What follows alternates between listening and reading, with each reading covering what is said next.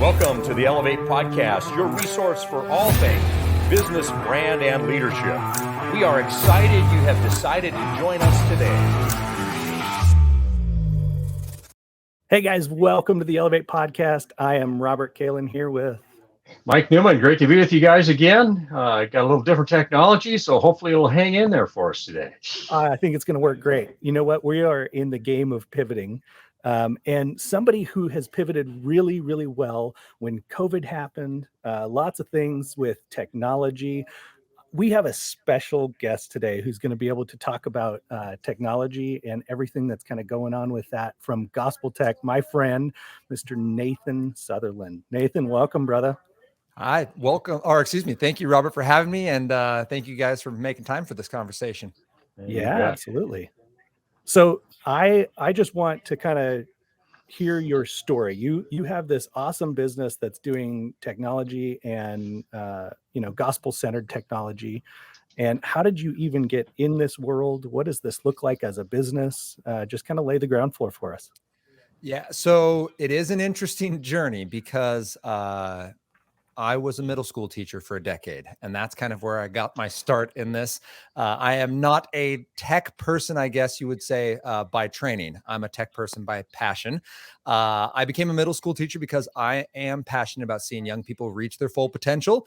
And I taught 8th grade language arts. Those are my people. I love 8th graders because they're old enough to handle sarcasm. I sometimes make 7th graders cry, but 8th graders, they can handle it, but they're still young enough to be super honest. If they don't want to do work, they just won't do it. And that provides an amazing conversation piece for like, all right, like, what are your goals? Who do you want to become? Is this reflective of where you want to head? And they can have that without putting on a mask and just being like, okay, adult, I'll do what you say to get you off my back. Like they'll actually engage the conversation. And I loved that. I thought that meant middle school forever until through a series of events that I'm sure we'll talk about today.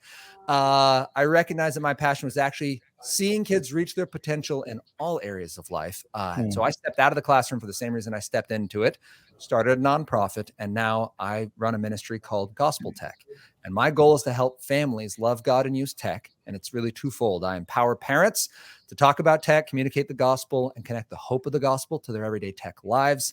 And I talk to young people about using tech on purpose, not for purpose. And that idea that we're going to use technology because of the hope we have in Christ, not looking for hope in the digital spaces, but extending it to the digital spaces. And that's what I get to do now. And sometimes it means learning on my feet fast because technology changes really, really quick. And so I have to be on top of that. But whatever it means that I'm raising my own 3 kids. I have a 9-year-old, 7-year-old, 4-year-old, 2 boys and a girl. And it means that I learn in the trenches, and what I learn in the trenches, I then pass on to parents for better or worse. Sometimes it's I learned the hard way, and sometimes it's I was able to be preventative, and I can share those little nuggets and wisdom with parents. So it's been a ride, and we're 7 years into the process. So it's been a blast.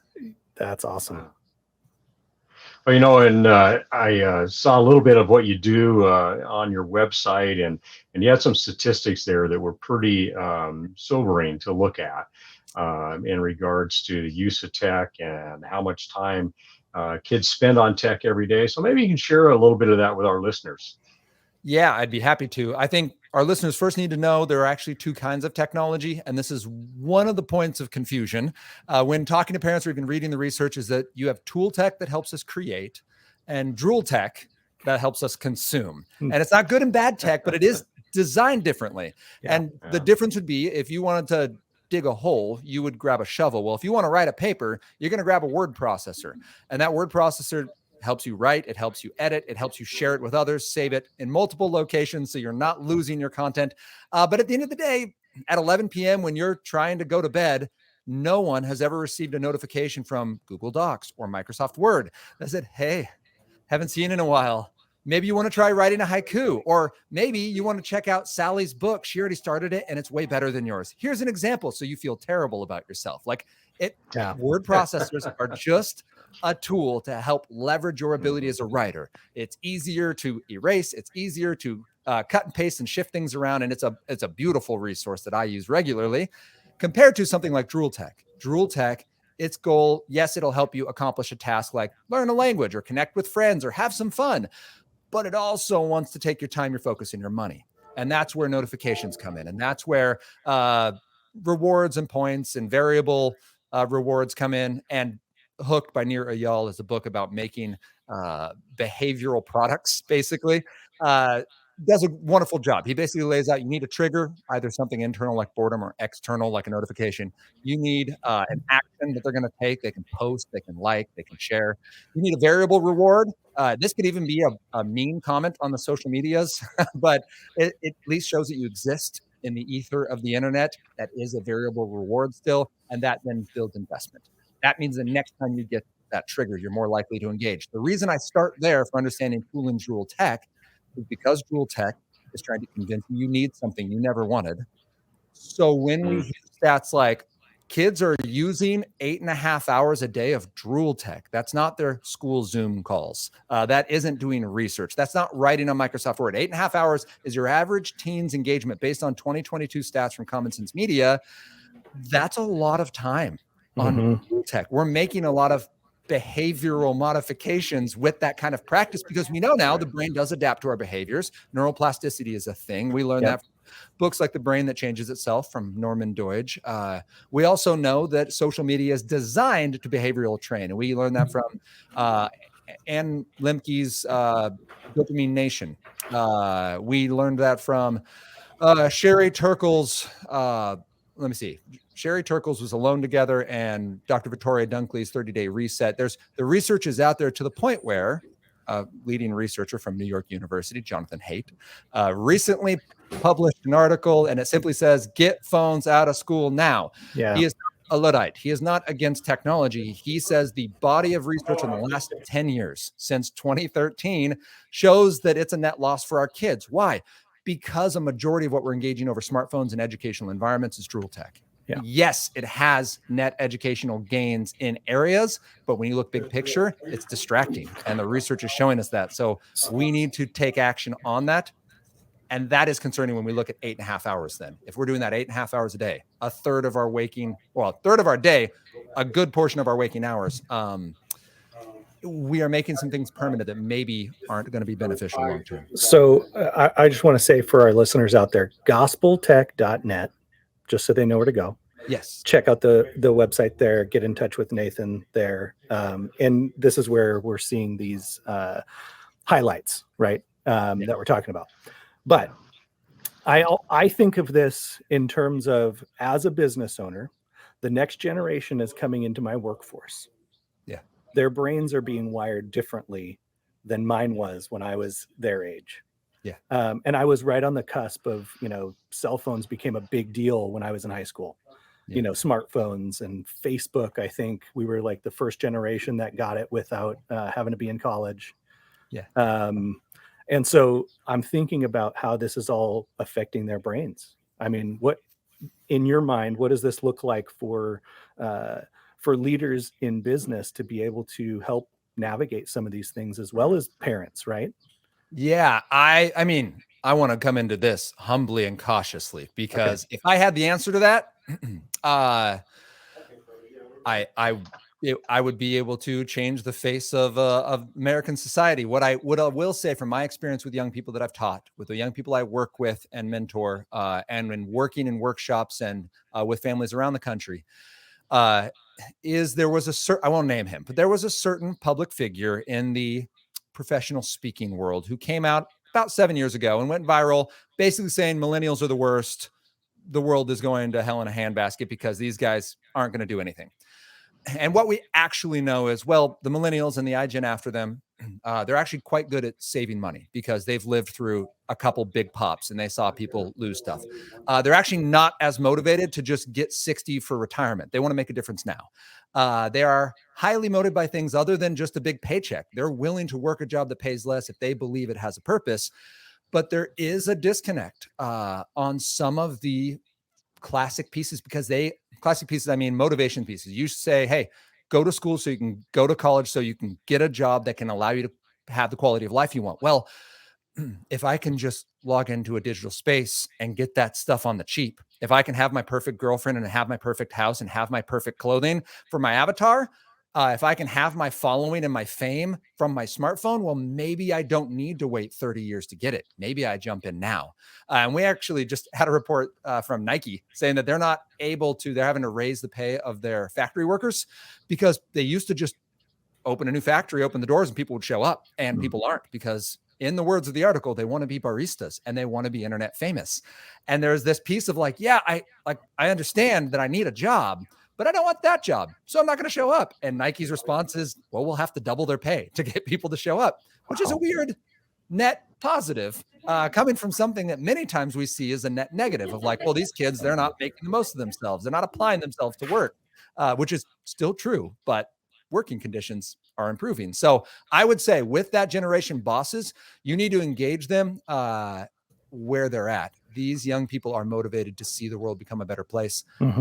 They are absolutely sensitive to integrity, which would be ironic in a world where we feel like social media, nothing is more fake. But they've seen a lot of fake. They've been burned out by a lot of people being shiny. And whether that's organized religion and the church, whether that is political leaders, like, you want to know why they're drawn to people that scream about global warming and yell at adults in a rude way on social media? Because they feel that's real and accessible, and it reflects the world that they believe they're trying to make a difference in, and that's the way they can be heard. So make sure you listen to their voice. Make sure you bring them in on a standing understanding that they can work hard, especially when they're motivated. And don't be surprised if they don't just jump in with both feet because you asked them to. That there is some difference on what they believe is valuable and important. And yeah, they're not broken as a working class, but they do function very differently from other groups of young people. And I would almost argue that they're functioning as normal humans.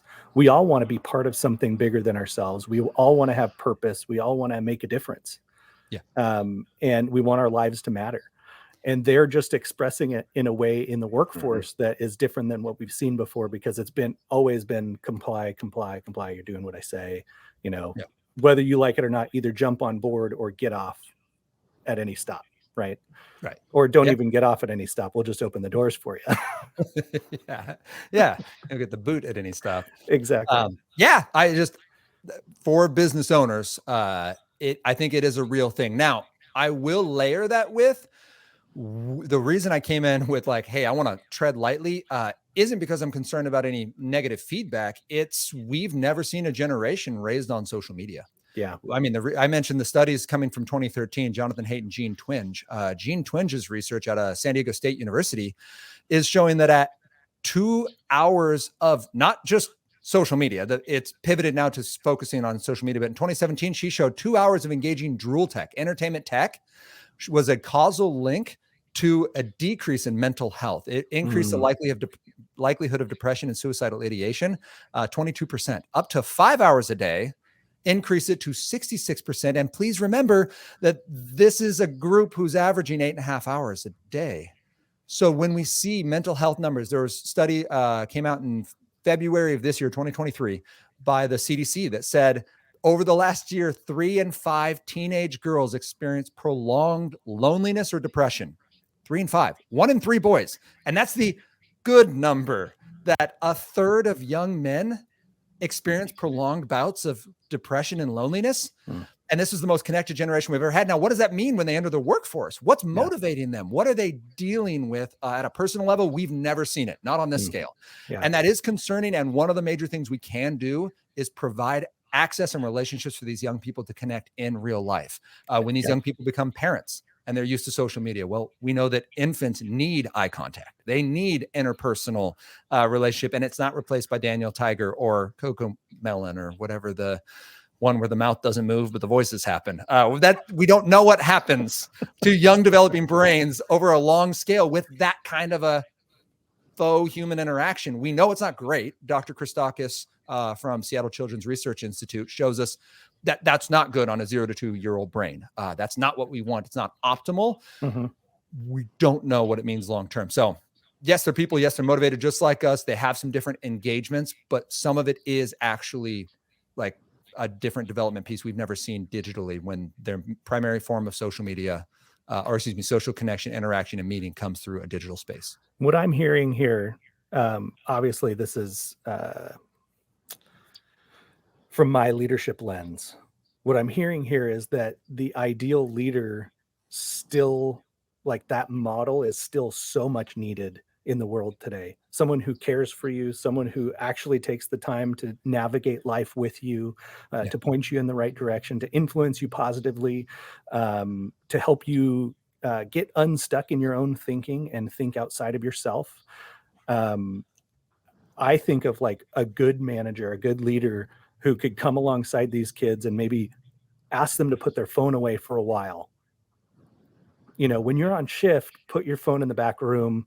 I'm here to be engaged with you. I'm here for you to get engaged with other people who come into this space that you're maybe coworkers with or customers, whatever that looks like. I just feel like good leadership it's not hard to stand out from the pile. But if you are a leader and you just care for your people, meet them where they're at. This is, Nathan, you and I were talking before. I can't stop touching It's just my goatee. so It's fuzzy. killing me. It is killing me. Hey, so Nathan, what as we wrap up this section, I think maybe we'll have to have you on again sometime. Yeah. But what would be some advice that you would give to somebody who's older like me about dealing with a younger person that's coming into the workforce and as Robert suggested, hey, why don't you put your phone away? What are some ways that we would say those things, ask those things that are not going to be turnoffs to a younger generation? I think treating them like normal, intelligent humans. Be like, hey, listen, we value the people that walk into this business. We value the customers that we are serving, and we want to do a great job. We can't do that and be distracted. I don't want to give you 70% of my attention. And I don't want you to give other people 70% of your attention. So please connect with your friends. Please manage your other stuff. But when you're here, I need you to be here. So setting that out, recognizing hard work when you see it. I have a group that I mentor, and one of them was he works like basically this midnight unloading shift, right? We've all done those dog day shifts where you're just like, man, this is the most brutal hours from 3 a.m. to 9 a.m., right? Like, or 6 hours, like just absolutely brutal. And basically was chastised for not walking fast enough. And he's like, that's surprising to me because I like constantly being told that I'm a fast walker. Like, first of all, random. Second of all, I don't think that's reality. And just to recognize like the quality of work that an individual does when they're doing a good job, so that they know when they make a mistake that you are giving them advice they can act on. Like, okay, I can improve in these ways. And when they're doing a good job, recognizing the good work. And the third is meet them where they're at. As far as like, these are individuals who have the same motivations and goals. They're showing up in different ways. So do not show up as these kids are, completely worthless and I have to show them how to adult. They are adulting. They are motivated to do well. And they have, for us, they have the call of God on their hearts, whether or not they're bending their knee. And our spot is to meet them where they're at. Ask them honest questions. Like, if you don't understand what TikTok's about, ask them. They will not be weirded out. Don't assume. The worst thing you can do is be like, sure, kids, TikTok, like go and be like, I'm sorry, what would the use of TikTok be in my life? Like, why would I want this? And let them explain it to you, because you're engaging with something they care about. And I'm assuming that you've seen them use TikTok. Don't just ask anyone under the age of 20, but ask them if they're on social media, engage them where they're at, if that's valuable to them, because they will both respect the rapport that is built there and potentially engage you in a way that lets you see a little bit of what that world is about. And if it's showing up negatively, you address the negative. You say, hey, this is not a net gain for our company, for you as an employee, or for our environment. Therefore, we're making these changes. And if they can't respect that, then maybe that's not a great workplace for them. And you can address it on that level rather than on kids these days. That's great advice, Nathan. Thank you so much. Robert, as we wrap here today, any things or thoughts that you have? Yeah, I definitely want to bring you back on, Nathan, if you're cool with that. And I just think of this from, like I said, a leadership perspective with being a business owner and how we can bring the next generation into the workforce. You guys don't miss what Nathan just said. If you want to go back and listen to this one more time, just to pull out all those gold nuggets so that we can have rapport, build relationship with the next generation so that we can lead them well, like they deserve to be led. I highly encourage you to do that. I hope you guys have a great week. Take care. God bless. Thank you for joining us. Our hope is this episode has been helpful for you today. If it's impacted you in some way, we encourage you to share it with someone. To receive a direct notification of our next episode, click the follow button on your favorite app or platform. You can also watch each episode on YouTube. The links are in the description. If you want to connect with us on a deeper level, go to countercultureleadership.com/resources. We'll see you next week on the Elevate Podcast.